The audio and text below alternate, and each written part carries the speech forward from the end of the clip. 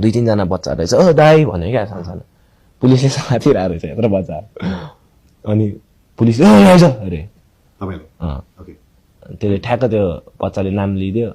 अनि म फर्केँ बाइकमा सुइँ घुमाएर जाउँ बोलायो नि त पुलिसले बोलायो नि त जे होइन के रहेछ गएको चिन्छस् तैँले यस्तो भन्यो चिन्छु भनेर भने मैले होइन कहाँ यिनीहरू घर यहीँ स्वयम्भूतिरै हो दाइ भनेर भने कहाँ यसको कोठा अरे त्यो त मलाई थाहा छैन तर हाम्रो स्वयम्भूकै भाइहरू हो भने अनि भन्दा झ्याम झ्याम हानिदिरहेको क्या बच्चालाई त प्ल्याङ प्ल्याङ 3-4 थपडा हानिदिरहेको क्या गुचुकतिर होइन अनि झ्यापझुप समाइदियो क्या मैले पुलिसलाई होइन अनि कहाँ हानेर आएर दाइ तपाईँले त्यहाँ यसरी पिट्ने हो यसरी त हेप्दैन अब यसले भनेर भने क्या होइन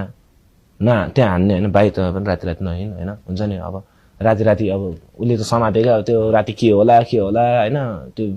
टिनेजरहरू त अब बिग्रिने त्यसरी त होइन यसरी त अब सम्झायो क्या पुलिसले राम्रोसँग राम्रै कुरा भयो अब राम्रोसँग समझदारीमा जाँदाखेरि सबै थोक राम्रै हुँदो रहेछ अनि बच्चा पनि खुसी भएर ल दाइ गयो भनेर गयो पुलिस दाइहरू पनि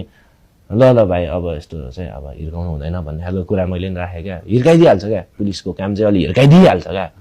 त्यही कुराले हो नि त रिस उठाउने मान्छेलाई हिर्काइदिइहाल्ने क्या अब त्यो चाहिँ अलिकति गर्नु भएन हेपिदिनु भएन र अब उनीहरूलाई पनि हामीले जानी त्यो जिस्किराख्नु भएन मिलाउनु पर्यो क्या